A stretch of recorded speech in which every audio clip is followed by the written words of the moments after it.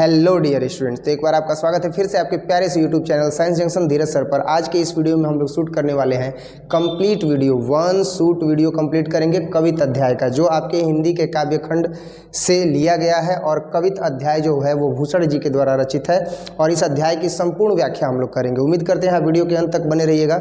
बाकी अभी ये जो देख रहे हो कंडीशन पूरा मुरेठा बांधा हुआ, ये ठंड से बचने के लिए किया गया है। आप भी ठंड से बचने की कोशिश कीजिए क्योंकि अभी एग्जाम तक आपको स्वस्थ रहना है। मैं थोड़ा सा अस्वस्थ हो गया था, इसी वजह से बीच में वीडियो मैं नहीं अपलोड कर पा रहा था। तो आपने देखा भी था कि मैंने उसके बारे में इन्फॉर्मेशन वीडियो भी बनाया था।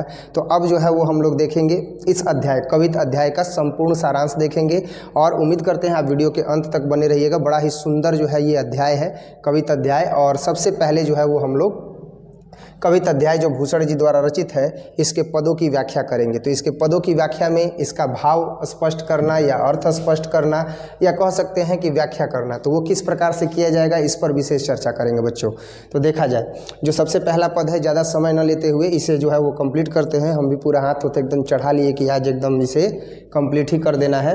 तो निम्न पदों की व्याख्या या भाव या अर्थ स्पष्ट करें। अगर जब कभी भी ऐसे प्रश्न आ जाए और पद दिया रहे तो उसका सबसे पहले उदाहरण लिखा जाता है और तब उसकी व्याख्या की जाती है। तो एक बार जो है वो आप ध्यान देंगे कि ये जो पद दिया गया है इस पद को कैसे पढ़ा जाता है, कैसे गाया जाता है। मैंने हालांकि बताया भी था आपको क्लास में, इसका भी वन वीडियो शूट करना है, कर ही रहे हैं। और इसका एक गाने का जो है वो वीडियो शूट करना है, बड़ा ही एकदम मतलब पूरा रोमांचकारी जो है वो वीडियो शूट करना है, एकदम तहलका मचा देना है, समझ रहे हैं ना आप। तो कैसे वो होगा वो हम आपको बताएंगे ऑफलाइन क्लासेस में। बाकी आज का जो है ये पद आपके सामने है और इस पद के माध्यम से जो भूषण जी हैं वो भूषण जी कहते क्या हैं, तो इस पद के माध्यम से भूषण जी शिवाजी के वीरता धीरता की बखान करते हैं। शिवाजी का जो है वो पूरा शौर्य और पराक्रम बताते हैं कि शिवाजी का कहाँ कहाँ राज है। ठीक है, तो देखते हैं क्या है भूषण जी के कथन। तो भूषण जी का जो ये कथन है इसमें अब देखेंगे कि उन्होंने क्या क्या कहा है। तो उन्होंने कहा है, इसे गा करके बताते हैं बच्चों, ध्यान से सुनिएगा कि इंद्रजिमी जंभ पर बाढ़व जो अम्भ पर, रावण संदंभ पर रघुकुल राज है, वीर शिवाजी वीर शिवाजी, जय भवानी जय भवानी। इस तरह से जो है वो पूरा क्लास गुंजयमान हो जाता है। जब ये गाया जाता है तो इस तरह से पूरा क्लास गुंजयमान हो जाता है। तो कैसे इसको गाया जाएगा इन पदों को, जो भूषण जी द्वारा रचित है कि इंद्रजिमी जंभ पर बाढ़व जो अम्भ पर, रावण संदंभ पर रघुकुल राज है, वीर शिवाजी वीर शिवाजी, पौन बारी बाह पर शंभुरति नाह पर, पौन बारी बाह पर शंभुरति नाह पर, जो सहस्त्र बाहु पर राम द्विराज है, वीर शिवाजी वीर शिवाजी, दावा द्रुम दंड पर चीता मृगझुंड पर, दावा द्रुम दंड पर चीता मृगझुंड पर, भूषण वितुंड पर जैसे मृगराज है, वीर शिवाजी वीर शिवाजी, तेजतम अंश पर कान्हजिमी कंस पर, तेजतम अंश पर कान्हजिमी कंस पर, यो मलेच्छ वंश पर शेर शिवराज है, वीर शिवाजी वीर शिवाजी, जय भवानी जय भवानी। इस तरीके से इन पदों को गाया जाता है। और जो मैंने अभी कहा ये चीज़ वीर शिवाजी जय भवानी, ये पीछे से हो लोगों का हुजूम होता है, या अगर वर्ग में है तो वर्ग में जो है वो सभी विद्यार्थियों का हुजूम होता है जो पीछे से ये जयकारे बोलते हैं। तो पूरा एकदम जो है वो वीर शिवाजी की गाथा का एकदम बखान जो है वो मेल खा जाता है। एक बार इसको जो है वो हम लोग क्लास में भी गा करके और शूट करेंगे बच्चों। बाकी इसका अब जो है वो हम अर्थ बता देते हैं। अर्थ क्या है, तो इंद्रजिमी जंभ पर, जैसे इंद्र का राज यम पर है, बाढ़व जो अम्ब पर, इंद्रजिमी जंभ पर बाढ़व जो अम्ब पर, यानी इंद्र का राज जैसे यम पर है, बाढ़व जो अम्ब पर, समुद्र की अग्नि का जो राज है वो जल पर है, रावण संदंभ पर, और रावण के दंभ पर किसका राज है, तो रघुकुल राज है, अर्थात रावण के दंभ पर जो है वह किसका राज है, तो रघुकुल राज है, अर्थात श्री रामचंद्र जी का राज है।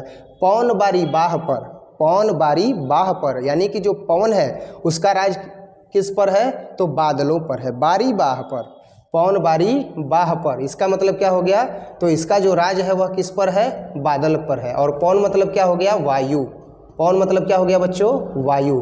तो पौन बारी बाह पर, पौन बारी बाह पर मतलब कि वायु का राज कहाँ है, बादल पर है। शंभु रतिनाह पर, और जैसे शिव शंभु जी का जो राज है वह किस पर है, तो रतिनाह पर, रति के पति, तो रति के पति यहाँ पर तो यही है रतिनाह, रति के पति। तो रति के पति का मतलब कौन है? तो रति के पति जो थे वो कौन थे? कामदेव थे। यानी कि जैसे शिव शंभू जी का जो राज है वह कामदेव पर है, अर्थात कामदेव पर उनका नियंत्रण है, कामदेव पर राज है। जो सहस्त्रबाहु पर राम द्विराज है, जैसे सहस्त्रबाहु पर परशुराम जी का राज है, दावा द्रुम दंड पर चीता मृग झुंड पर, जैसे दावा द्रुम दंड पर चीता मृग झुंड पर, अर्थात जैसे जंगल की आग का पेड़ की टहनियों पर राज है, जैसे चीता मृग झुंड पर, जैसे चीता का राज कहाँ है? तो मृगों के झुंड पर है। भूषण बितुंड पर जैसे मृगराज है, जैसे हाथियों के झुंड पर किसका राज है? तो सिंह का राज है। मृगराज किसे कहते हैं? मृगराज कहा जाता है सिंह को। तो जैसे हाथियों के झुंड पर सिंह का राज है, तेजतम अंश पर कान्ह जिमी कंस पर, अर्थात जिस प्रकार से अंधियारे पर जो है वह प्रकाश का राज है, जिस प्रकार से कंस पर जो है वह कृष्ण का राज है, यो मलेच्छ वंश पर शेर शिवराज है, ठीक वैसे ही मलेच्छ वंश पर किसका राज है? तो शेर शिवराज है, अर्थात वीर शिवाजी का राज है। एक बार फिर से इसको देखेंगे, बड़ा ही सुंदर है और हर एक पद पर जो है वो इनकी तुलना करके बताएंगे। बच्चों ध्यान से देखिएगा कि इंद्रजिमी जंभ पर, इंद्रजिमी जंभ पर जैसे इंद्र का यम पर राज है, बाड़व जो अम्ब पर समुद्र की अग्नि का जो है वो राज है, समुद्र के जल पर, रावण संदंभ पर, रावण के संदंभ पर, रावण के दंभ पर जैसे रघुकुल राज है, जैसे श्री रामचंद्र जी का राज है, वैसे ही जो वीर शिवाजी हैं उनका राज मलेच्छ वंश पर है। इसी प्रकार से अब देखेंगे कि पौन बारी बाह पर शंभु रतिनाह पर, जैसे हवा का जो नियंत्रण है, जैसे हवा का जो राज है वह बादलों पर है, जहाँ मन करता है उन्हें वहाँ उड़ा करके लेके जाता है। ये हवा का राज है।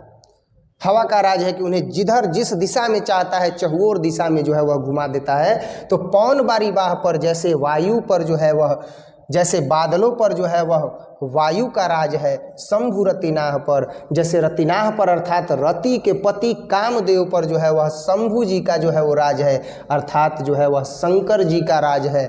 जो सहस्त्रबाहु पर राम द्विराज है, जैसे सहस्त्रबाहु पर राम द्विराज है, अर्थात सहस्त्रबाहु पर जो है वह परशुराम जी का राज है, वैसे ही मलेच्छ वंश पर शेर शिवाजी का राज है। दावा द्रुम दंड पर, जैसे जंगल में लगी आग जो होती है वह टहनियों पर राज करती है, टहनी की संख्या ज़्यादा रहेगी सूखी हुई तो आग उस पर राज करती है, अपना प्रचंड रूप जो है वह धारण कर लेती है। तो ये कहते हैं भूषण जी कि दावा द्रुम दंड पर चीता मृग झुंड पर, अर्थात जैसे दावा द्रुम दंड पर जैसे जंगल में लगी हुई आग किस पर राज करती है? तो पेड़ों की टहनियों पर राज करती है। जैसे चीता राज करता है किस पर? तो मृगों के झुंड पर राज करता है। भूषण बितुंड पर जैसे मृगराज है, जैसे हाथियों के झुंड पर सिंह का राज होता है, वैसे ही वीर शिवाजी का जो राज है वह मलेच्छ वंश पर है। तेजतम अंश पर कान्ह जिमी कंस पर, कहते हैं कि तेजतम अंश पर जैसे अंधियारे पर प्रकाश का राज है, कान्ह जिमी कंस पर जैसे श्री कृष्ण भगवान का कंस पर राज है, यो मलेच्छ वंश पर शेर शिवराज है, वैसे ही मलेच्छ वंश पर जो है वह वीर शिवाजी का राज है। यहाँ पर वीर शिवाजी के पौरुष को दिखाया गया है, वीर शिवाजी के जो है वो अदम्य साहस, वीरता और पराक्रम से भरे व्यक्तित्व का जो है वो बखान किया गया है, तुलनात्मक जो है वह बखान किया गया है। बच्चों अब इस तरह से अगर प्रश्न आ गया तो इसका तो पूरा अर्थ बता ही चुके हैं। अब एक चीज़ और यहाँ पर मैं बताना चाहूँगा कि हमें सबसे पहले ऐसे पदों का जो है वो ये चीज़ पूरा अर्थ जो है वो याद होना चाहिए। साथ ही साथ जैसे ही ये पद आता है तो हमें उद्धरण लिखना पड़ेगा।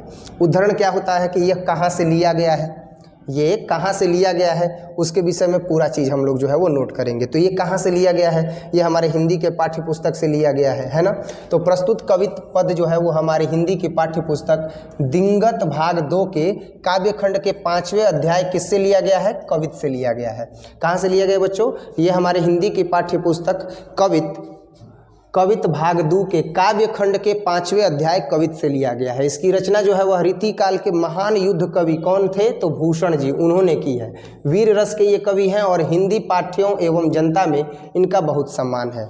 हिंदी पाठकों में और जो जनता है हिंदी को पढ़ने वाली, उनमें इनका बहुत सम्मान है। इस प्रथम कवित के माध्यम से इन्होंने वीर शिवाजी महाराज की वीरता एवं कर्म का जो है वो शौर्यगान जो है वो प्रस्तुत किया है। और इस प्रकार से हमने यहाँ पर प्रथम केवल कवित्त के बारे में जानना है, द्वितीय कवित्त के बारे में नहीं। ठीक है, तो अब जो है वो हम देखेंगे व्याख्या। जो अभी हम बता रहे थे व्याख्या, ये जो है वो उद्धरण हो गया। ये क्या है बच्चों? तो ये है उद्धरण। उद्धरण में हमने क्या देखा? तो उद्धरण में हमने देखा कि उद्धरण में जो है वह कहाँ से पद आया, इसकी व्याख्या कर दी गई। तो पद कहाँ से आया गया था? तो प्रस्तुत जो कवित्त पद है वह हमारी हिंदी की पाठ्य पुस्तक दिंगत भाग 2 के काव्य खंड के 5वें अध्याय कवित्त से लिया गया है। और इसकी रचना रीतिकाल के महान युद्ध कवि भूषण जी ने की है, ये भी क्लियर हो गया। साथ ही साथ ये वीर रस के कवि है, जहाँ उस समय के जो कवि है वह राज दरबार में जा करके और राजा का गुणगान किया करते थे। कह सकते हैं कि राजा का जो है वो बखान किया करते थे ताकि उनका जीविकोपार्जन चल सके ना। इन्होंने क्या किया? इन्होंने वीर रस का जो है वो चयन किया और वीर रस में जो है वो कविताओं को लिखा। और हिंदी पाठियों एवं जनता में इनका बहुत सम्मान है। इस प्रथम कवित्त के माध्यम से इन्होंने वीर शिवाजी महाराज की वीरता एवं पराक्रम और शौर्य गान को प्रस्तुत किया है। अब इस पद की जो है वो व्याख्या, जैसा कि मैंने अभी किया था, वो व्याख्या हम लोग देखेंगे। तो प्रस्तुत कवित्त के पंक्तियों से भूषण जी जो है वह वीर शिवाजी का बखान करते हुए यह कहते हैं कि जिस प्रकार से इंद्र का यम पर राज है, समुद्र की अग्नि का पानी पर राज है और राम का दंभ से भरे रावण पर राज है, ठीक उसी प्रकार शिवाजी का राज मलेच्छ वंश पर है। पुनः कवि कहते हैं कि जिस प्रकार हवाओं का बादलों पर राज है, भगवान शिव का रति के पति कामदेव पर राज है और परशुराम जी का सहस्त्रबाहु पर राज है, ठीक वैसे ही वीर शिवाजी का राज मलेच्छ वंश पर है। शिवाजी की शौर्य गाथा के गुणगान में कवि पुनः कहते हैं कि जिस प्रकार जंगल की आग का जो राज है वह किस पर है? तो वृक्ष की डालों पर है। ठीक जिस प्रकार चीता का हिरणों के झुंड पर राज है, हाथियों पर सिंह का राज है, ठीक वैसे ही जो वीर शिवाजी है उनका राज मलेच्छ वंश पर है।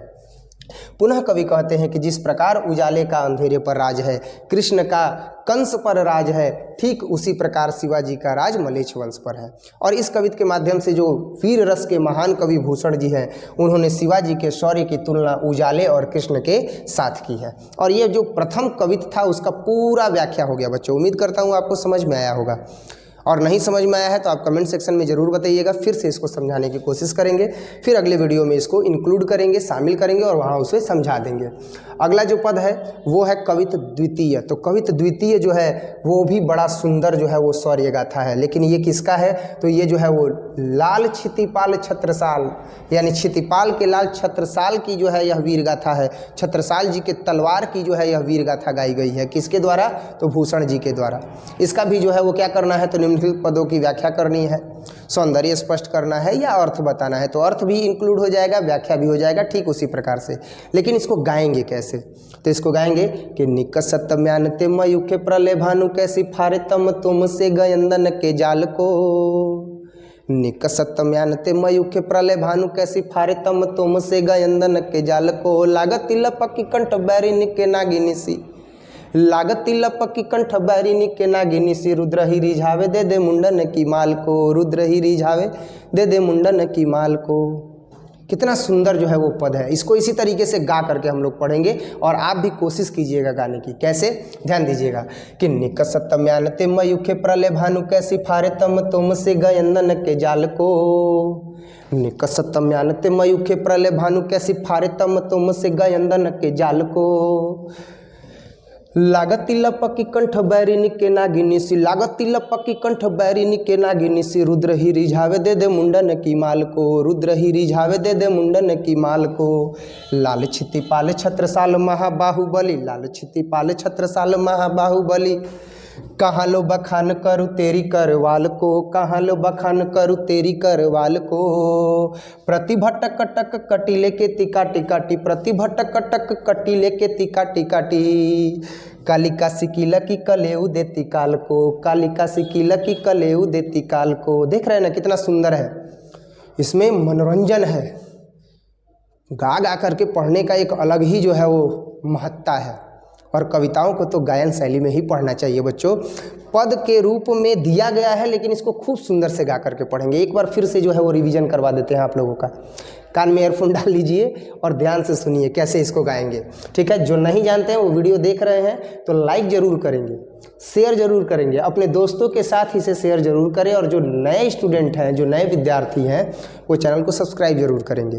बेल आइकन को दबाना मत भूलिएगा ताकि ऐसे ही वीडियोज़ आप तक पहुँचते रहे, उसमें कोई दो राय नहीं है। आपका चैनल है, आप इसे खूब सपोर्ट कीजिए, खूब आगे बढ़ाइए। बात करते हैं, इसको फिर से एक बार गा करके सुनते हैं, कोशिश करते हैं, इसके बाद इसका अर्थ बताते हैं कि निकसतम्यानते मयूखे प्रलय भानु कैसी फारे तम तुम से गयंदन के जाल को। निकसतम्यानते मयूखे प्रलय भानु कैसी फारे तम तुम से गयंदन के जाल को। और लागत तिलपकी कंठ बैरिनी के नागिनी सी, लागत तिलपकी कंठ बैरिनी के नागिनी सी, रुद्र ही रिझावे दे दे मुंडन की माल को, रुद्र ही रिझावे दे दे मुंडन की माल को।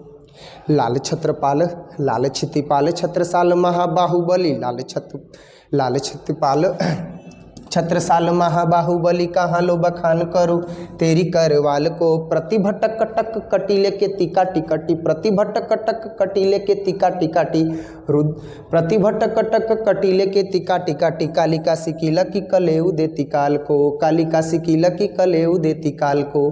इस तरीके से इस पूरे पदों को गाया जाता है। बाकी अब इसके अर्थ को समझते हैं। अर्थ बड़ा ही सुंदर है। क्या है कि निकसतम्यानते मयूखे प्रलय भानु कैसी, अर्थात कहते हैं भूषण जी कि हे क्षितिपाल के लाल छत्रसाल महाराज, आपकी जो तलवार है वह म्यान से ऐसे निकलती है जैसे कि सूर्य की किरणें एकदम प्रखर वेग से निकलती हैं। सूर्य की किरणें सूर्य से जैसे प्रखर वेग से निकलती हैं। निकसतम्यानते मयूखे प्रलय भानु कैसी, हे क्षितिपाल के लाल महाराज छत्रसाल, आपकी तलवार म्यान से जैसे सूर्य की किरणें एकदम प्रखर तेज निकलती है, वैसे ही आपकी तलवार म्यान से निकलती है।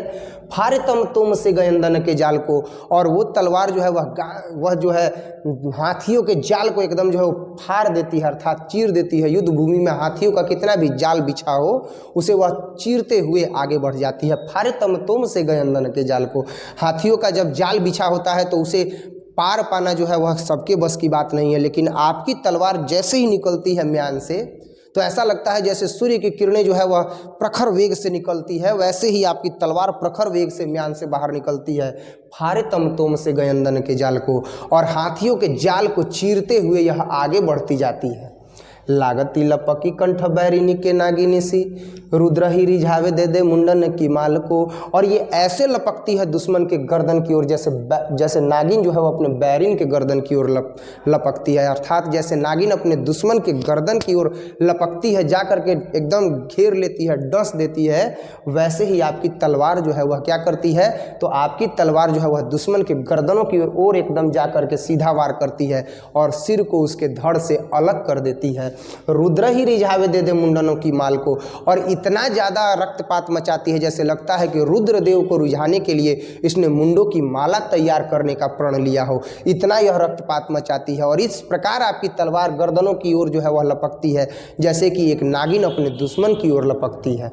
लाल क्षितिपाल छत्रसाल महाबाहुबली, कहाँ लो बखान करूँ तेरी कलवाल को। अब ये कहते हैं कि हे क्षितिपाल के लाल महाराज छत्रसाल, आप तो महाबाहुबली हैं, आप महाबाहुबली हैं, आप अत्यंत बलशाली हैं। कहाँ लो बखान करूँ तेरी करवाल को, आपके इस महानता, वीरता, पराक्रम और शौर्य गाथा का गुणगान मैं कहाँ तक करूँ, मेरे पास शब्द नहीं है, मेरे शब्द कम पड़ जा रहे हैं। प्रतिभटक कटक कटीले के टिका टिका टिकालिका सिकीला की कलेऊ देती काट काल को। अब यहाँ पर फिर इन्होंने बताया कि मैं कहाँ तक आपके जो है वो वीरता, शौर्य और पराक्रम की व्याख्या करूँ, मेरे पास तो शब्द ही नहीं है कि मैं इन चीज़ों की व्याख्या करूँ। लेकिन प्रतिभटक कटक कटीले के टिका टिकाली काटी, यानी प्रतिभट यानी प्रतिभट कटक कटीले के तिकाटी काटी, यानी पल भर में आपकी तलवार जो है वह इतना एकदम रक्तपात मचाती है कि एकदम काट काट के गर्दनों को और सिर को धड़ से अलग कर देती है। जैसे कालिका सिकीला की कलेऊ देती काल हो, जैसे ऐसा कालिका सिकीला की कलेऊ देती काल को, जैसे मानो ऐसा प्रतीत होता है कि उसने प्रण लिया हो कि महारानी कालिका को उसने जो है वह भोग लगाना हो मुंडों का, इसीलिए वह नरमुंडों को काट काट के अलग कर रही है। कालिका सिकीला की कलेऊ देती काल को, ऐसा मानो प्रतीत होता है जैसे आपकी तलवार ने जो है वह महारानी कालिका को जो है वह क्या दिया है, तो नरमुंड को जो है वो कलेऊ के रूप में अर्थात चढ़ावे के रूप में जो है वो चढ़ाने का प्रण लिया है। वह बार बार जो है वह शत्रु दल में जा करके और शत्रुओं के गर्दन पर वार करती है और सिर को धड़ से अलग कर देती है। मैं कहाँ तक बखान करूँ हे क्षितिपाल के लाल महाराज छत्रसाल, मैं कहाँ तक आपकी वीरता धीरता का जो है वो बखान करूँ। और इस प्रकार से यहाँ पर जो है वो छत्रसाल जी के तलवार की जो है वह गुणगाथा गाई गई है। और अब इसके अर्थ को समझने के बाद, इसके भाव को समझने के बाद बच्चों, अब हम फिर से वही चीज़, इसका उदाहरण और उसके बाद इसकी व्याख्या, इसके बाद इसका सारांश बताएंगे। इतना बताने के बाद पहले इतना ही बताएंगे तब न क्वेश्चन समझ में आएगा, तो पहले इतना हम लोग जानेंगे क्या है। तो प्रस्तुत कविता हमारी हिंदी की पाठ्य पुस्तक दिंगत भाग 2 के काव्यखंड के 5वें अध्याय कवित से लिया गया है और इसकी रचना रीतिकाल के महान युद्ध कवि भूषण जी ने की है। ये वीर रस के कवि हैं और हिंदी पाठ्यों एवं जनता में इनका बहुत सम्मान है। इस प्रथम कवित के माध्यम से इन्होंने वीर शिवाजी महाराज के पराक्रम और शौर्यगान वीरता को जो है वो प्रस्तुत किया है। लेकिन अब द्वितीय कवित पढ़ रहे हैं, तो द्वितीय कवित के माध्यम से कवित भूषण जी ने छत्रसाल की वीरता धीरता और पौरुष का वर्णन किया है, मैंने जो कि अभी पहले ही बताया आपको। अब जो है इस पद की व्याख्या देखेंगे और इस पद की व्याख्या में बच्चों हम पहले ही बता चुके हैं कि इस पद की व्याख्या में हम उन सारी चीज़ों को जोड़ेंगे जो इस पद से जुड़ा हुआ था। तो क्या जुड़ा हुआ था ये आपको भी पता है, क्योंकि अभी मैंने बताया, सारे पदों का व्याख्या किया। उम्मीद करता हूँ आपको ये अर्थ भी समझ में आएगा कि प्रस्तुत कवित के माध्यम से वीर रस के महान कवि कवि भूषण जी यह बहुत ही वीर भाव से कहते हैं कि छत्रसाल की तलवार म्यान से इस प्रकार निकलती है जैसे प्रलयंकरकारी, यानी प्रलयंकरकारी सूर्य से उसकी किरणें निकलती हैं। छत्रसाल की तलवार हाथियों के जाल को इस प्रकार तितर बितर कर देती है। हाथियों का जाल मतलब क्या? हाथियों का जाल मतलब युद्ध भूमि में पहले जो है वो हाथी खड़े कर दिए जाते थे, वो एक दीवार के रूप में होते थे, उनको भेद पाना जो है वह सबके बस की बात नहीं थी। जो पराक्रमी लोग होते थे, जो बलशाली लोग होते थे, जिनकी तीव्र बुद्धि होती थी, युद्ध रणनीति एकदम सटीक होती थी, वे ही लोग उस हाथियों के जाल को भेद पाते थे। तो इस तरीके से यहाँ पर बताया गया है कि छत्रसाल की तलवार हाथियों के जाल को इस प्रकार तीतर बितर कर देती है जैसे सूर्य की किरणें अंधेरे को तीतर बितर कर देती है। कवि भूषण जी कहते हैं कि राजा छत्रसाल की तलवार शत्रुओं के गर्दन से नागिन की तरह लिपट जाती है, सीधा वार शत्रुओं के गर्दन पर, सिर कहीं और धड़ कहीं और। तो ये कहते हैं भूषण जी कि लगातार ये कहते हैं कि शत्रुओं के गर्दन से नागिन की तरह जो है वह तलवार लिपट जाती है और ऐसा प्रतीत होता है मानो कि वह रुद्र को प्रसन्न करने के लिए, रुद्र कौन है? रुद्रदेव, तो शिव जी का जो है वो प्रचंड क्रोधित रूप रुद्र को प्रसन्न करने के लिए उन्हें मुंडों की माला अर्पित कर रही हो। कवि पुनः कहते हैं कि हे बलिष्ठ और विशाल भुजा वाले महाराज छत्रसाल, मैं आपकी तलवार का कहाँ तक बखान करूँ, मैं आपकी वीरता धीरता और पराक्रम और शौर्य का कहाँ तक बखान करूँ। आपकी तलवार अत्यंत प्रलयकारी है जो शत्रुओं के समूह को नष्ट कर रही है, शत्रुओं के दल का संहार कर रही है। ऐसा प्रतीत होता है जैसे माँ काली को प्रसन्न करने के लिए आपकी तलवार उन्हें प्रसाद प्रदान कर रही है। काली काशी किल की कलेऊ देती काल को, ऐसा मानो प्रतीत होता है जैसे कि माँ काली को प्रसन्न करने के लिए आपकी तलवार उन्हें प्रसाद प्रदान कर रही हो। इस कविता के माध्यम से जो कवि भूषण जी हैं बड़े ही वीर रस के अद्वितीय भावों द्वारा महाराज छत्रसाल के तलवार का बखान किए हैं। महाराज छत्रसाल के तलवार का जो है वो अद्वितीय बखान किए हैं और यही चीज़ यहाँ पर हमें ये देखने को भी मिलता है। नेक्स्ट जो है बच्चों, अब हम देखेंगे इस अध्याय का सारांश, और जब हम संपूर्ण व्याख्या देख लेंगे, सारांश देख लेंगे, तो फिर इस अध्याय के क्वेश्चन और आंसर को समझना अर्थात प्रश्न और उत्तर को समझना कोई बड़ी बात नहीं होगी। क्लियर है? आगे बढ़ते हैं और अब देखते हैं भूषण जी द्वारा रचित कवित अध्याय का सारांश। तो भूषण जी द्वारा रचित कवित अध्याय का सारांश हम देखेंगे। और सारांश में करना क्या है बच्चों? तो सारांश में कुछ ज़्यादा नहीं करना है। सारांश में जो है वो केवल और केवल आपको जो है वो व्याख्या कर देना है। किनका? तो व्याख्या कर देना है प्रथम पद का और द्वितीय पद का, यानी संपूर्ण अर्थ को जो है वो एक साथ मिला करके और स्पष्ट रूप से लिख देना है। यही आपका सारांश हो गया। और इतना कर देने से पहले इस संपूर्ण भाव का अर्थ ही स्पष्ट, इस संपूर्ण पाठ का भाव और अर्थ ही स्पष्ट हो जाता है। इसीलिए मैं सबसे पहले यही करवाता हूँ, बाद में जो है वो पाठ्य पुस्तक के प्रश्न उत्तर को हम लोग हल करेंगे। क्लियर है? तो देखते हैं। तो प्रस्तुत कवित के पंक्तियों से जो भूषण जी है वो वीर शिवाजी का बखान करते हुए कहते हैं, यानी जो पहला पद है उसकी व्याख्या कर रहे हैं सारांश में, कि जिस प्रकार इंद्र का यम पर राज है, समुद्र की अग्नि का पानी पर राज है और राम जी का दम्भ से भरे रावण पर राज है, वैसे ही वीर शिवाजी का राज किस पर है? तो मलेच्छ वंश पर है। मलेच्छ वंश यानी एकदम दुष्ट वंश है, उस पर राज किसका है? तो वीर शिवाजी का राज है। वह कहते हैं कि पुनः कवि कहते हैं कि जिस प्रकार हवाओं का बादलों पर राज है, भगवान शिव का रति के पति अर्थात कामदेव पर राज है, और परशुराम जी का जो है वो सहस्त्र बाहु पर राज है, ठीक वैसे ही वीर शिवाजी का राज किस पर है? मलेच्छ वंश पर है। शिवाजी की शौर्य गाथा के गुणगान में कवि पुनः कहते हैं कि जिस प्रकार जंगल की आग का राज वृक्ष की डालों पर है, चीता का राज जो है वह मृगों के झुंड पर है, हिरण के झुंड पर है, और हाथियों पर जो है वह सिंह का राज है, ठीक वैसे ही शिवाजी का राज किस पर है? तो मलेच्छ वंश पर है। कवि पुनः कहते हैं कि जिस प्रकार उजाले का अंधेरे पर राज है, जिस प्रकार कृष्ण जी का कंस पर राज है, ठीक उसी प्रकार शिवाजी का राज जो है वह किस पर है? तो मलेच्छ वंश पर है। और इस कविता के माध्यम से जो वीर रस के महान कवि भूषण जी हैं वह वीर शिवाजी के पराक्रम, शौर्य, वीर गाथा का जो है वो बखान करते हैं, और उन्होंने उनके शौर्य की तुलना उजाले और कृष्ण के साथ की है। साथ ही साथ अब द्वितीय कविता का जब हम अर्थ स्पष्ट कर देंगे, इसमें जोड़ देंगे, इसका सारांश पूरा हो जाएगा बच्चों। तो अब इसमें हम द्वितीय पद का जो है वो हम जोड़ेंगे, द्वितीय कविता का जो है वो भाव जोड़ देंगे। तो इस कविता के माध्यम से ही जो है वह पुनः कवि क्या कहते हैं? तो वीर रस के जो महान कवि भूषण जी हैं वह बहुत ही वीर भाव से कहते हैं कि महाराजा छत्रसाल की तलवार म्यान से इस प्रकार निकलती है जैसे प्रलयंकरकारी सूर्य से उसकी किरणें निकलती हैं। अब देख रहे हो ना आप, द्वितीय कविता का जो है वो भाव इसमें जोड़ा गया है और पूरा सारांश हो जाएगा। अब इसके बाद क्या है? तो छत्रसाल की जो तलवार होती है वह हाथियों के जाल को क्या कर देती है? तहस नहस कर देती है। हाथियों के जाल को जो है वह इस प्रकार तीतर बितर कर देती है जैसे सूर्य की किरणें अंधेरे को तीतर बितर कर देती है। कवि भूषण जी कहते हैं कि राजा छत्रसाल की तलवार शत्रुओं के गर्दन से नागिन की तरह लिपट जाती है, अर्थात शत्रुओं के गर्दन की तरफ इस प्रकार से प्रहार करती है कि सिर कहीं और धड़ कहीं और अलग अलग हो जाते हैं, अर्थात उनका गर्दन काट देती है। और ऐसा प्रतीत होता है मानो कि वह रुद्र, शिव जी का जो प्रचंड क्रोधित रूप है, रुद्र को प्रसन्न करने के लिए उन्हें मुंडों की माला अर्पित कर रही हो। कवि पुनः आगे कहते हैं कि हे बलिष्ठ और विशाल भुजा वाले महाराज छत्रसाल, मैं आपकी तलवार का कहाँ तक बखान करूं? आपकी तलवार अत्यंत प्रलयकारी है जो शत्रुओं के समूह को नष्ट कर रही है, शत्रुओं के दल का संहार कर रही है। ऐसा प्रतीत होता है जैसे माँ काली को प्रसन्न करने के लिए आपकी तलवार जो है वो प्रसाद दे रही हो, अर्थात उन्हें प्रसाद प्रदान कर रही हो। इस कविता के माध्यम से जो कवि जी हैं भूषण जी, वो वीर रस के अद्वितीय भावों द्वारा महाराजा छत्रसाल के तलवार का जो है वो बखान किए हैं कि युद्ध भूमि में उनकी तलवार किस प्रकार से प्रचंड रूप को जो है वह धारण करती है और शत्रु दल पर जो है वो रक्त पिपासु बन करके टूट पड़ती है, अर्थात रक्त की प्यासी बन करके टूट पड़ती है। अगला जो है वो हम लोग पाठ्य पुस्तक पर आधारित प्रश्नों को देखेंगे और इसमें हम देखते हैं कि भूषण रीति काल के फिल इन द ब्लैंक्स है, अर्थात रिक्त स्थान है, धारा के कवि है। तो रीति मुक्त धारा के कवि हैं। किस मुक्ति के ये धारा के कवि हैं बच्चों? तो हम कह सकते हैं कि ये जो है वह रीति से मुक्त थे, क्योंकि इन्होंने क्या लिखा था? तो इन्होंने जो है वह वीर रस लिखा था। तो वीर रस लिखा था तो वीर रस में कहीं जो है वह रीति दिखाई ही नहीं दिया।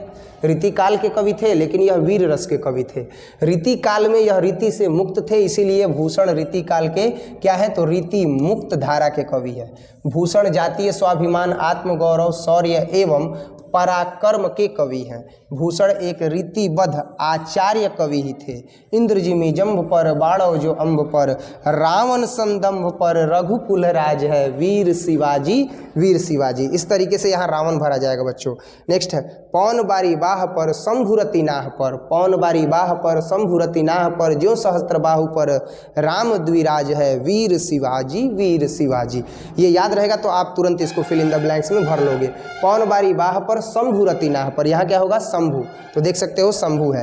तेज तम अंश पर कान्ह जिमी कंस पर, जो मलेच्छ वंश पर, मलेच्छा नहीं, जो मलेच्छ वंश पर शेर शिवराज है। तो यहाँ वंश होगा, वंश हालांकि यहाँ लिखा हुआ है।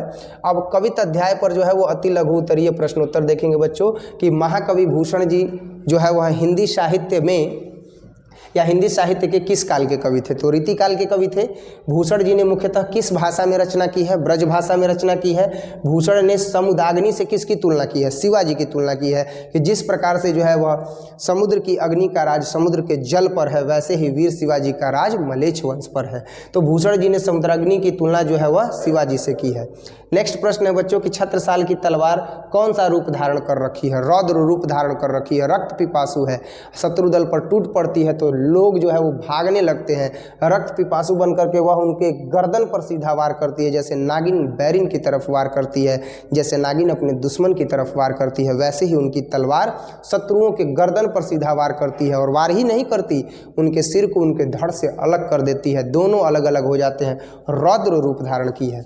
अगला है कवित पाठ्य पुस्तक के प्रश्न एवं उनके उत्तर। सबसे पहला है कि शिवाजी की तुलना भूषण ने किन किन से की है, यानी शिवाजी जो है वो शिवाजी की व्यक्तित्व की तुलना भूषण जी ने किन किन चीज़ों से की है। तो शिवाजी की जो तुलना है वह भूषण जी ने छत्रपति महाराज शिवाजी की तुलना इंद्र से, बाणवग्नि से अर्थात समुद्र की आग से, श्री राम से, पवन से, शिव से, परशुराम से, जंगल की आग से, शेर, चीता और प्रकाश अर्थात सूर्य और कृष्ण से किया है, जैसा कि हम लोगों ने प्रथम कवित में देखा। शिवाजी की तुलना भूषण ने मृगराज से क्यों की है? मृगराज से क्यों की है इसका कारण जो है वो हम देखेंगे। तो मृगराज मतलब सिंह, सिंह से इनकी तुलना क्यों की गई है? तो सिंह से तुलना करने का कारण है कि यह जो है वह क्या करते हैं, तो जैसे मृग के झुंडों पर सिंह का राज होता है, वैसे ही मलेच्छ वंश पर किसका राज है? तो वीर शिवाजी का राज है। यही कारण है कि इनकी तुलना जो है वह किससे की गई है? तो सिंह से की गई है अर्थात मृगराज से की गई है। तो देखेंगे विस्तृत रूप में महाकवि भूषण ने अपने कवित्व में छत्रपति शिवाजी की महिमा का गुणगान किया है। महाराज शिवाजी की तुलना जो है वह कवि ने इंद्र से, समुद्र की आग से, श्री रामचंद्र जी से, पवन, शिव, परशुराम और जंगल की आग, शेर, चीता, प्रकाश यानी सूर्य और कृष्ण से की है। और छत्रपति शिवाजी के व्यक्तित्व में उपरोक्त सभी देवताओं के गुण विराजमान थे और जैसे उपरोक्त सभी अंधकार, अराजकता, दंभ, अत्याचार को दूर करने में सफल हैं, जैसे जिन जिन के बारे में बताया गया, समुद्र की अग्नि के बारे में बताया गया, श्री राम जी के बारे में बताया गया, श्री कृष्ण जी के बारे में बताया गया, आग के बारे में बताया गया, शेर के बारे में बताया गया, चीता के बारे में बताया गया, ये सब जो है वो अंधकार, अराजकता, दंभ और अत्याचार को दूर करने में सफल हुए हैं। ठीक उसी प्रकार मृगराज अर्थात शेर के रूप में महाराज शिवाजी मलेच्छ वंश के औरंगजेब से लोहा ले रहे हैं और सफल हैं।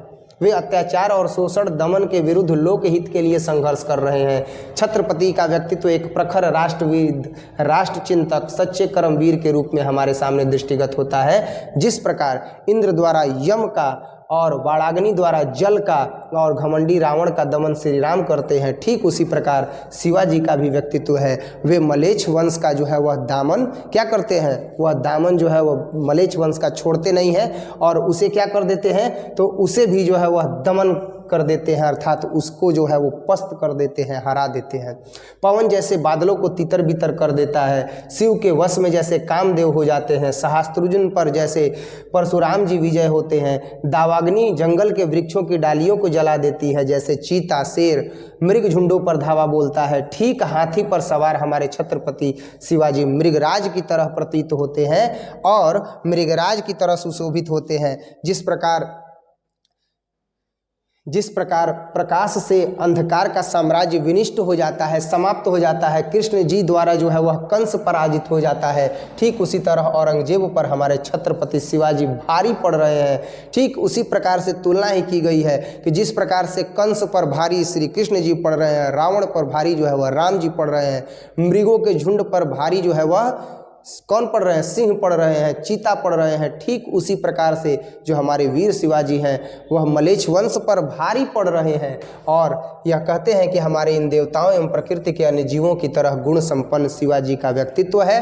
वे देशभक्ति और न्याय के प्रति अटूट आस्था रखने वाले हैं और भूषण के महानायक हैं अर्थात भूषण जी को वह महानायक के रूप में प्रतीत होते हैं। उनके व्यक्तित्व और शीर्ष के आगे शत्रु फीके पड़ गए हैं। महावीर शिवाजी भूषण के राष्ट्र नायक हैं। इनके व्यक्तित्व के सभी पक्षों को कवि ने बड़े ही मार्मिक ढंग से वीर रस में कविताओं के रूप में उद्धृत किया है और छत्रपति शिवाजी को उनकी वीरता, धीरता, पराक्रम, शौर्य और बलशाली होने का प्रमाण देते हुए उन्होंने जो है उन्हें मृगराज के रूप में चित्रित किया है अर्थात उन्हें जो है वह सिंह के रूप में चित्रित किया है। अब इसके आगे जो है वो हम लोग देखेंगे बच्चों अगला प्रश्न और वो है कि छत्रसाल की तलवार कैसी है, वर्णन कीजिए। हे प्रभु, अभी हम लोगों ने छत्रसाल के जो है वो छत्रसाल जी के तलवार के बारे में व्याख्या किया था। कितना सुंदर जो है वो दृश्य था। वही मैंने कहा कि हे प्रभु कितना सुंदर दृश्य था जहाँ पर जो है वो उनकी रक्त उनकी तलवार रक्त पिपासु बन करके और दुश्मन पर जो है वो टूट पड़ती है और धड़ पर सीधा जो है वार न करके सीधा गर्दन पर वार करती है और सिर और धड़ को अलग कर देती है। और वो हाथियों के झुंड पर जो है वह प्रहार करती है और हाथियों के झुंड को तितर बितर करते हुए युद्ध भूमि में आगे बढ़ जाती है। इतनी सुंदर, इतने युद्ध कौशल से परिपूर्ण तलवार की व्याख्या जो है वह भूषण जी ने की है। अब उसी की व्याख्या करने का अवसर प्राप्त हुआ है, तो इसकी व्याख्या खूब बढ़िया से करेंगे बच्चों। तो अगला जो प्रश्न था वो यही था कि महाराज छत्रसाल के तलवार की जो है वो व्याख्या करनी थी। तो अब हम देखेंगे महाराज छत्रसाल के तलवार के विषय में। तो प्रस्तुत कविता में महाराज छत्रसाल की तलवार सूर्य की किरणों के समान प्रखर और प्रचंड है। उनकी तलवार की भयंकरता से शत्रु दल थर्रा उठते हैं। उनकी तलवार युद्ध भूमि में प्रलयकारी सूर्य की किरणों की तरह म्यान से निकलती है। यानी युद्ध भूमि में तलवार महाराज छत्रसाल की ऐसे निकलती है जैसे कि प्रलयंकरकारी सूर्य से जो है वह उसकी किरण निकलती है। वह विशाल हाथियों के झुंड को क्षण भर में काट काट कर समाप्त कर देती है। हाथियों का झुंड गहन अंधकार की तरह प्रतीत होता है, उसके आगे कोई जा ही नहीं सकता है। लेकिन महाराज छत्रसाल अपनी तलवार से युद्ध करते हुए और उस हाथियों के झुंड को जो है नेस्तो नाबूद करते हुए आगे बढ़ जाते हैं। जिस प्रकार सूर्य किरणों के समक्ष अंधकार का साम्राज्य समाप्त हो जाता है, ठीक उसी प्रकार तलवार की तेज के आगे अंधकार रूपी हाथियों का समूह भी मृत्यु को प्राप्त करता है। इतना युद्ध कौशल से परिपूर्ण है। छत्रसाल जी की तलवार ऐसी नागिन की तरह है जो शत्रुओं के गले में लिपट जाती है और मुंडों की भीड़ लगा देती है। लगता है कि रुद्रदेव को रिझाने के लिए वह ऐसा कर रही है। रुद्रदेव को रिझाने का उसने प्रण ले रखा है और नर मुंडों की जो है वह माला चढ़ाने का प्रण ले रखा है। और वह जब भी वार करती है तो शत्रु दल के गर्दन पर वार करती है, जैसे नागिन अपने बैरिन पर प्रहार करती है। महाकवि भूषण जी छत्रसाल की वीरता से मुग्ध होकर कहते हैं कि हे बलिष्ठ और विशाल भुजा वाले महाराज छत्रसाल, मैं आपकी तलवार का गुणगान कहाँ तक करूँ, मैं कहाँ तक आपकी तलवार का जो है वह गुणगान करूँ। मेरे पास शब्द नहीं है कि मैं इन चीज़ों का जो है वह गुणगान कर सकूं, क्योंकि आप अत्यंत बलशाली हैं। आपकी तलवार जो है वह अत्यंत प्रलयंकरकारी है, रक्त पिपासु है, जो शत्रु दल पर टूट पड़ती है तो उन्हें काट काट करके जो है वो अलग कर देती है, सिर धड़ से अलग कर देती है। यहाँ तक कि गज के झुंड को, हाथियों के झुंड को जो है वह एकदम चीरते हुए आगे बढ़ जाती है।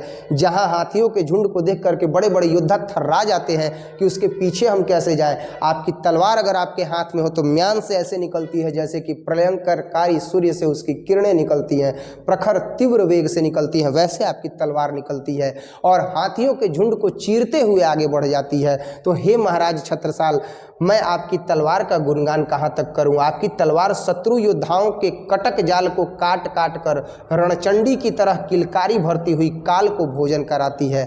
और इस प्रकार से हमने जो है वह महाराजा छत्रसाल के तलवार की जो है वो व्याख्या की है। बच्चों, प्रश्न था कि छत्रसाल की तलवार कैसी है, वर्णन कीजिए। हमने यहाँ जो है वह छत्रसाल जी के तलवार की व्याख्या की। अगला है नीचे लिखे अवतरणों का अर्थ स्पष्ट करें। देखिएगा बच्चों, नीचे लिखे अवतरणों मतलब जो यहाँ दिया गया है, कवित्व के कुछ पद यहाँ लिखे गए हैं, उनकी व्याख्या करनी है। क्या है कि लागती लपकी कंठ बैरिनी के नागिनी से रुद्र ही रिझावे दे दे मुंडन के माल को। ध्यान दीजिएगा कि लागती लपकी कंठ बैरिनी के नागिनी सी रुद्र ही रिझावे दे दे मुंडन की माल को। अर्थात यहाँ पर जो है ये पद जो दिया गया है, सबसे पहले इसके विषय में लिखेंगे कि ये कहाँ से लिया गया है। क्लियर है? तो ये लिया गया है हमारे कवित अध्याय से, और यह काव्य खंड का 5वां अध्याय है जो लिखा गया है भूषण जी के द्वारा। और इसकी व्याख्या करेंगे कि इस पद के माध्यम से कहा क्या गया है। तो इस पद के माध्यम से जो भूषण जी हैं उनकी काव्य कृति छत्रसाल दशक से संकलित की गई है और कविताओं से ली गई है। और इन पंक्तियों में महाकवि भूषण जी ने छत्रसाल के तलवार की प्रशंसा की है।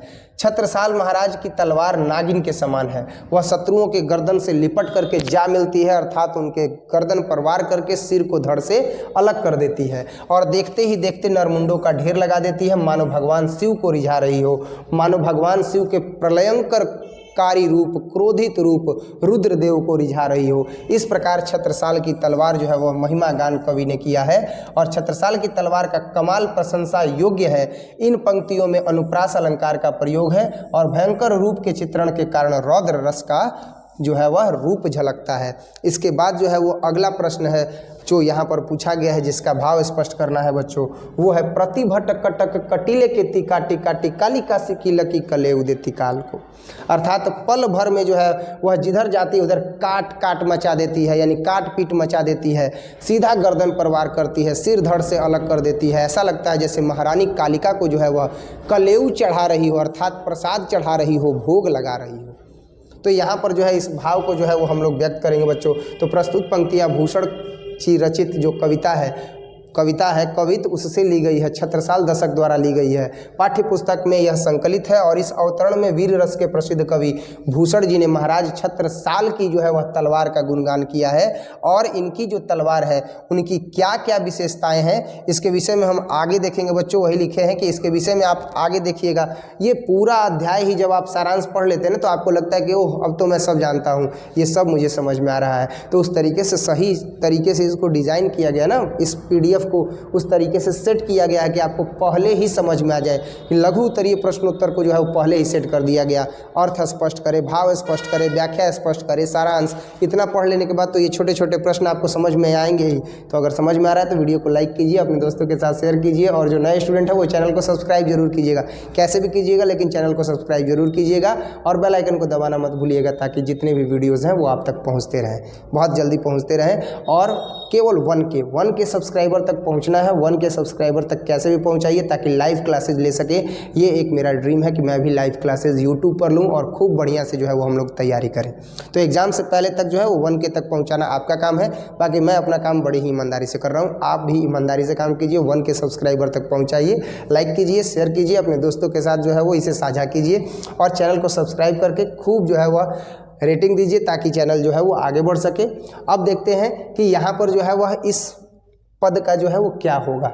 इस पद का अर्थ क्या होगा कि प्रतिभटक कटक कटीले केती काटी काटी काली कासी की लकी कले उदेती काल को। प्रतिभटक कटक कटीले केती काटी काटी काली कासी की लकी कले उदेती काल को। इसका अर्थ क्या होगा?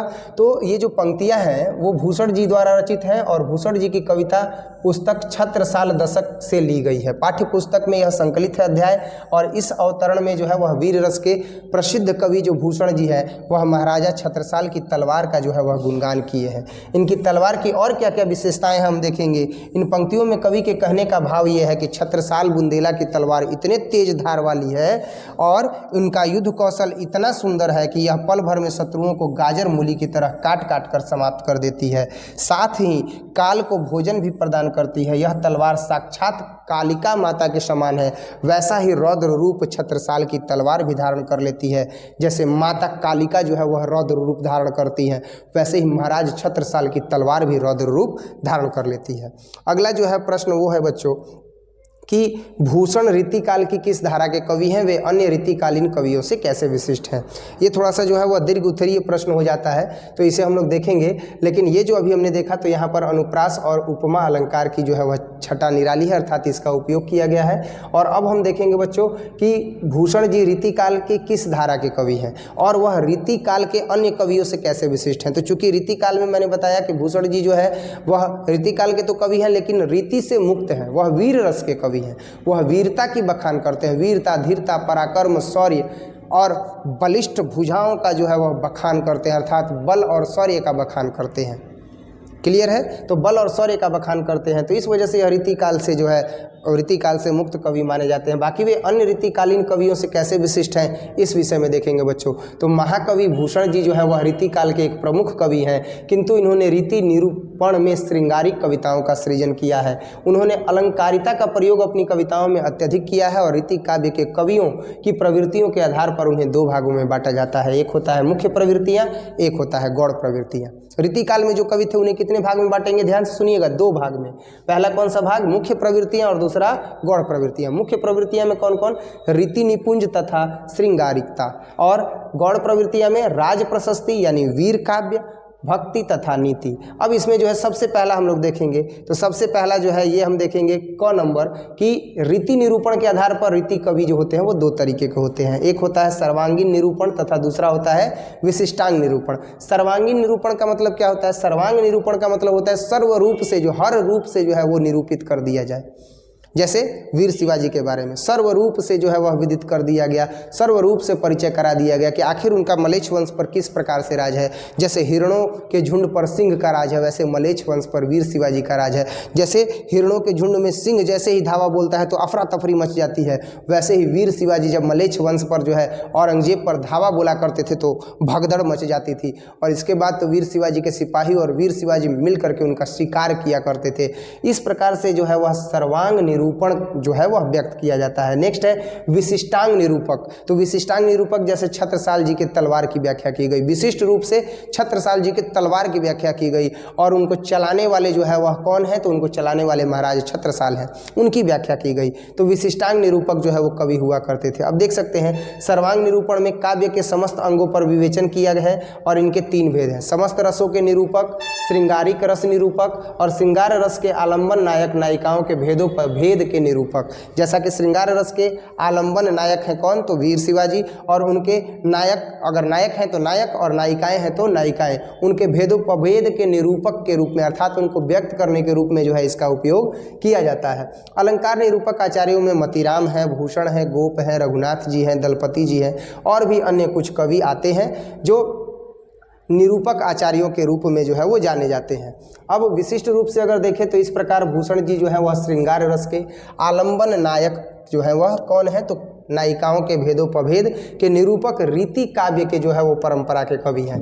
भूषण जी श्रृंगार रस के आलंबन नायक नायिकाओं के भेदोपभेद निरूपक रीति काव्य के परंपरा के कवि हैं बच्चों। और इस प्रकार से अगर देखा जाए तो अलंकार निरूपक रीति के रूप में भूषण को ख्याति प्राप्त है और महाकवि भूषण जी का आविर्भाव रीति काल में हुआ था।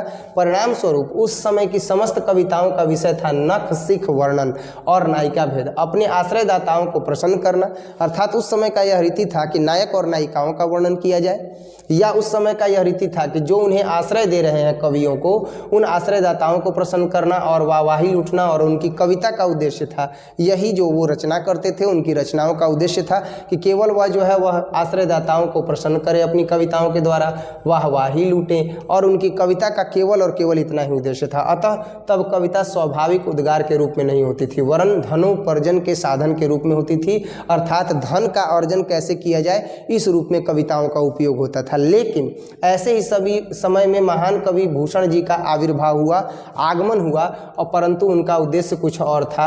अतएव देश की करुण पुकार से उनका अंतर मन जो है वह गुंजरित हुआ, गूंज गया। फलस्वरूप उनके काव्य में श्रृंगार की धारा प्रवाहित नहीं हुई, वरन वीर रस की धारा फूट पड़ी। ऐसी परिस्थितियों में कहा जाएगा कि वे तत्कालीन काव्य धारा के विरुद्ध प्रतीत होते हैं, क्योंकि उस समय का काव्य धारा यह था कि उस समय के जो कवि थे वह क्या करते थे, तो वह आश्रयदाताओं को प्रसन्न करते थे। उस समय के कवि क्या करते थे, तो आश्रयदाताओं पर कविताएं लिख करके और उन्हें प्रसन्न करके और वाहवाही लूटा करते थे। उनकी कविता का उद्देश्य केवल यही था कि कैसे भी धन अर्जित किया जाए।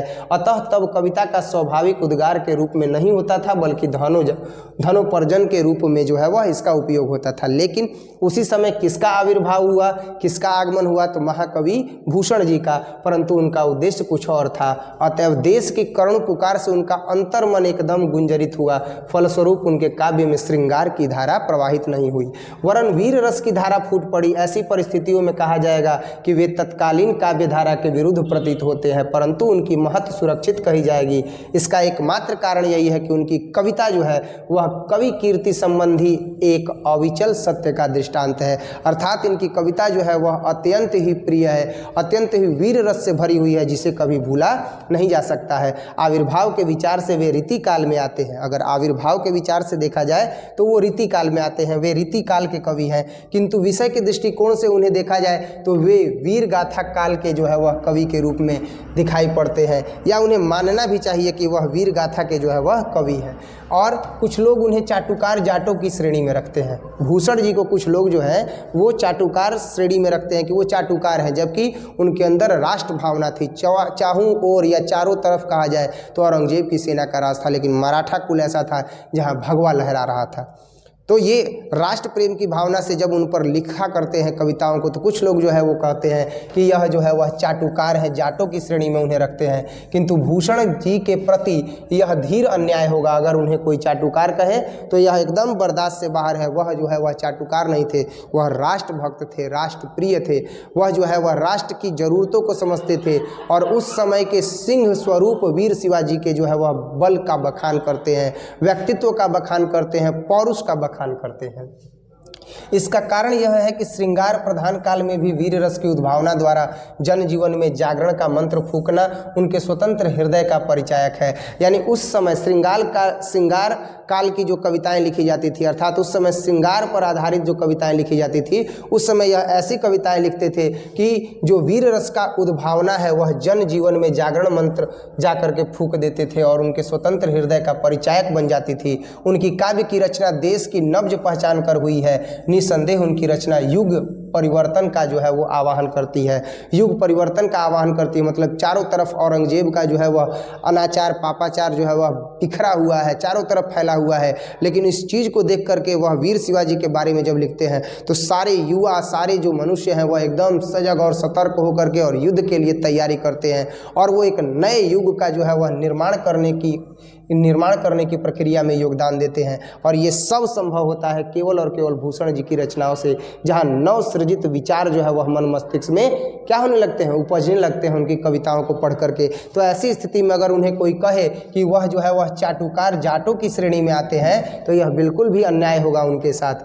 भूषण कई राजाओं के यहाँ गए किंतु कहीं भी उनका मन नहीं लगा। उनका मन यदि कहीं लगा तो एकमात्र छत्रपति शिवाजी के दरबार में ही। ऐसे तो छत्रसाल के यहाँ भी उन्हें सम्मान मिला था, उसी कारण उन्होंने लिखा था शिवा को बखानो की बखानो छत्रसाल को। मतलब ऐसे ये बहुत सारे राजाओं के पास गए, अपनी भाई विद्वता है, विद्वता को प्रदर्शित करने के लिए बहुत सारे जो है वो राजाओं के पास गए, लेकिन उनका मन कहीं नहीं लगा क्योंकि हर जगह चाटुकार महाराज का जो है वह पूरा बखान किया करते थे। लेकिन इनका जो तौर तरीका था सोचने का, विचारने का, इनके हृदय का जो विचार था, इनके मन का जो विचार था वह मेल खाता था केवल और केवल राष्ट्रभक्ति से।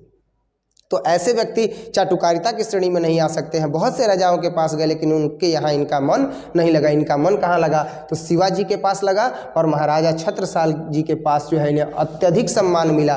दोनों लोगों के यहाँ सम्मान मिला। इसीलिए तो ये कहते हैं कि शिवा को बखानो की बखानो छत्रसाल को, अर्थात मैं वीर शिवाजी की बखान करूँ कि मैं छत्रसाल की बखान करूँ, दोनों अपने में जो है वो अदम्य है। जहाँ पर हमने कवित्व भी पढ़ा ना तो एक वीर शिवाजी के बारे में पढ़ा और एक किसके बारे में पढ़ा, एक पढ़ा तो महाराजा छत्रसाल के विषय में पढ़ा। भूषण का काव्य वीर काव्य की परंपरा में आता है, अर्थात भूषण जी का जो काव्य है वह वीर काव्य की परंपरा में आता है। यहाँ ओज की प्रधानता है। भूषण के काव्य के महानायक हैं छत्रपति शिवाजी महाराज, अर्थात भूषण जी जो भी काव्य लिखे हैं उसमें जो नायक हैं, महानायक, वह वीर शिवाजी हैं। और रीतिकालीन कवियों की तरह भूषण खुशामदी कवि नहीं बल्कि राष्ट्रीयता के प्रबल पक्षधर हैं, अर्थात अपनी कविताओं में जो है यह राष्ट्रीय पक्षधरता को दिखाते हैं, केवल और केवल एक राजा का बखान नहीं करते हैं जैसा उस समय हुआ करता था। इनकी कविताओं में भारतीयता, हिंदुत्व, लोक मंगल की कामना है और इसी कारण इन्हें हिंदू राष्ट्र का जातीय कवि भी कहा जाता है। अर्थात यह इस प्रकार से जो है वह कविताओं को लिखते हैं जिनमें राष्ट्र की भावना छुपी हुई है, जिनमें हिंदुत्व की भावना छिपी हुई है, जिनमें भारतीयता की भावना छिपी हुई है और इसी कारण जो है इन्हें कहा जाता है कि यह जो है वह जातीय कवि हैं, हिंदू राष्ट्र के जातीय कवि हैं। इनकी अन्य भी जो है वह 3 प्रमुख रचनाएं हैं बच्चों। तो अन्य 3 प्रमुख रचनाएं जो है वह है शिवराज भूषण, शिवबावनी और छत्रसाल दशक। अभी जो है वो हम लोग पढ़ रहे हैं भूषण जी के ही बारे में, तो भूषण जी के बारे में अब इनकी रचनाएं देख रहे हैं। शिवराज भूषण जो है वह इनकी रचना है, शिवबावनी इनकी रचना है और छत्रसाल दशक जो है वह इन्हीं की रचना है। अब इसमें हम क्या देखते हैं कि भूषण जी की जो काव्य भाषा है बच्चों, वह काव्य भाषा जो है वो ब्रज भाषा है, यानी इनकी जो काव्य भाषा है वो ब्रज भाषा है, यानी ब्रज भाषा में इन्होंने काव्य को लिखा है। इसे ब्रज भाषा भी नहीं कह सकते हैं, विभिन्न भाषाओं के शब्दों के मेल जोल से इसे खिचड़ी भाषा भी कह सकते हैं। क्यों आखिर खिचड़ी भाषा क्यों ना कहा जाए? खिचड़ी भाषा इसे कहने का कारण भी बनता है, कारण इसलिए बनता है क्योंकि इन्होंने अपने काव्य में कोई एक विशेष भाषा का जो है वो उपयोग नहीं किया है। ऐसे कहा जाता है कि ये ब्रज भाषा का उपयोग किए हैं अपनी कविताओं में भूषण जी, लेकिन इन्होंने मुख्य रूप से अगर देखा जाए तो केवल ब्रज भाषा का उपयोग नहीं किया है बल्कि अन्य सभी भाषाओं का जो है वो समागम कर दिया है। इसी वजह से ये मेल जोल से बनी भाषा है, इसी वजह से इसे खिचड़ी भाषा भी कहा जाता है। बाकी शब्दों को तोड़ मरोड़ करके इन्होंने अत्यधिक प्रयोग किया है जिसके कारण उनका स्वाभाविक रूप बिगड़ गया है। और मित्र बंधुओं ने ऐसा कहा है कि इसीलिए इनके मित्र बंधुओं ने कहा है कि भूषण की जो भाषा है वो सशक्त है, भाव प्रकाशन में प्रभाव युक्त है, अर्थात जो भाव व्यक्त करते हैं ये उसमें इनकी भाषा का जो उपयोग है वो काफ़ी प्रभावकारी है, ऐसा इनके मित्र बंधु कहते हैं। और कहते हैं कि यह जो भाषा है इनकी वह काफ़ी सशक्त है और सुव्यवस्थित है। देशज विदेशज तद्भव और तत्सम रूपों का प्रयोग इन्होंने धड़ल्ले से अपने कविताओं में किया है और ये एक सफल कवि के रूप में हिंदी जगत में समादृत है, अर्थात पदस्थित है। यानी हिंदी साहित्य में अगर देखा जाए तो एक सफल कवि के रूप में जो है यह पदस्थित है या पदासीन है। इनकी कविताओं में, लोकोक्तियों में तथा मुहावरों का प्रयोग भी अधिक हुआ है। ओज गुण संपन्न इनकी कविताएं हैं और इनकी काव्य कृतियां हिंदी की धरोहर हैं। ओज गुण का मतलब होता है कि इनकी जो कविताएं हैं उसमें ओज गुण भरा हुआ है, अर्थात इतना ओतप्रोत भरा हुआ है भाव, वो भी युद्ध का, कि अगर सुमेरु पर्वत भी देखा जाए जो सबसे बड़ा पर्वत है तो वो भी डोल जाएगा, अर्थात एकदम जोशीले अंदाज में। तो यही चीज़ जो है ये ओज गुण होता है। तो इनकी कविताओं में जो है वो ओज गुण संपन्न कृतियाँ जो है वह हिंदी साहित्य की धरोहर है। और भूषण जी की कविता में सुमेरु डोल रहा है, जो अभी मैं बता रहा था कि इनकी कविताओं के भाव ऐसे हैं जिसको सुनने के बाद एक निर्बल व्यक्ति भी क्या करता है, तो निर्बल व्यक्ति भी जोश से एकदम भर जाता है। बाहुबली का जो है वो मूवी का एक हिंदी सीन आप लोग देखे होंगे जिसमें जो कालिके है उसका जो है वो पूरा प्रभाव देवसेना पर पड़ जाता है और टांग कट जाती है, हाथ कट जाता है। तो वहाँ पर जो है वो बाहुबली कहता है कि मैं अपनी मातृभूमि की रक्षा के लिए लड़ने के लिए जाऊँगा, मेरे साथ चलेगा कौन। तो वहाँ पर जो लंगड़ा होता है जिसका हाथ और पैर क्या रहता है, कटा रहता है, वो भी कहता है मैं। ये एक भावना होती है, देशभक्ति की भावना, वीर रस को जो है यहाँ पर दर्शाने का काम किया गया है कि जो कवि हैं वो एकदम साफ स्पष्ट करते हैं कि इनकी कविताओं में ये भले जो है वो रीतिकाल के कवि हैं, लेकिन रीति युक्त इनकी कविताएँ नहीं हैं। इनकी जो कविताएँ हैं वह वीर रस से भरी हुई हैं। तो वही ओज गुण संपन्न इनकी काव्य कीर्तियां हैं और हिंदी साहित्य की धरोहर है। भूषण जी की कविता में सुमेरु डोल रहा है, सागर मथा जा रहा है। जैसे सागर जब मथा जा रहा है तो एक तरफ देवता है, एक तरफ जो है वो दानव दल है और खूब जो है वो सागर को मथ रहे हैं, विभत्स रूप है और पूरे बल का जो है वो उपयोग किया जा रहा है। तो ऐसा लगता है इनकी कविताओं को पढ़ करके कि जैसे सागर मथा जा रहा है। भूषण और शिवाजी दोनों ही व्यक्ति नहीं है, बल्कि भाव के क्षेत्र में जो कविवर भूषण है वही रण क्षेत्र में शिवाजी का रूप धारण कर लेते हैं। और शिवराज भूषण में 105 अलंकारों का प्रयोग हुआ है। शिवराज भूषण जो कि भूषण जी द्वारा रचित है उसमें 105 अलंकारों का प्रयोग हुआ, जिसमें 99 अकर हैं, 4 शब्दालंकार हैं तथा शेष 2 चित्र और संकर नामक अलंकार हैं। विवेचन क्रम में लक्षणों को देखने से ऐसा प्रतीत होता है कि ग्रंथकार जयदेव के चंद्रलोक और मतीराम काला लितलाम का ही जो है वो प्रथम आश्रय लिया गया है। और इस प्रकार से यहाँ पर हम देखते हैं कि इन्होंने जो है वो अपने काव्य में, किसमें, तो मुख्य रूप से शिवराज भूषण में जो है वह कुल 99 अक्कर, 4 शब्दालंकार तथा शेष 2 चित्र और संकर नामक अलंकार का उपयोग किया है। और विवेचन क्रम का मतलब हो गया कि जब हम इनकी रचनाओं को देखते हैं, विवेचित करते हैं, तो ऐसी स्थिति में इनकी रचनाओं के लक्षण को देखने से ऐसा प्रतीत होता है कि जो ग्रंथकार जयदेव हैं उन्होंने जो है वो चंद्रलोक और मतीराम काला लितलाम का ही जो है आश्रम लिया है।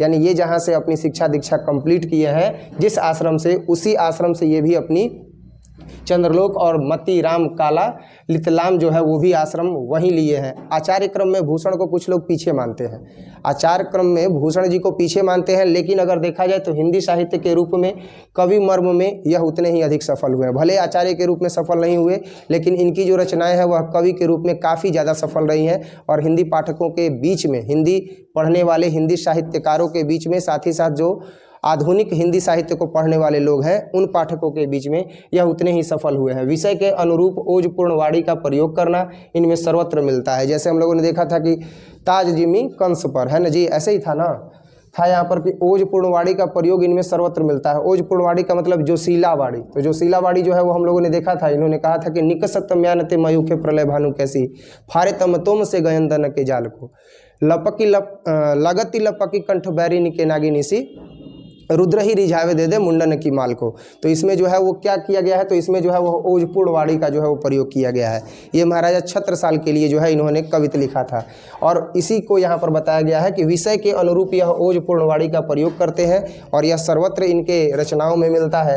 भूषण की दृष्टि व्यापक थी, पूरे राष्ट्र को वो एक इकाई के रूप में देखा करते थे और भूषण के काव्य में सुव्यवस्थित होने वाली राष्ट्रीयता की यह चेतना रीतिकालीन साहित्य के उपलब्ध साक्ष्यों में सर्वत्र विद्यमान है। अर्थात रीतिकालीन जो भी साक्ष्य अभी भी प्रमाण के रूप में मौजूद है, अगर हम उसमें देखें तो यह एक जो है वह राष्ट्र कवि के रूप में जो है वह जाने जाते हैं। बाकी कई लोग जो है वो इन पर इल्ज़ाम लगाते हैं, आलोचना करते हैं कि ये जो है वह चाटुकार कवि थे।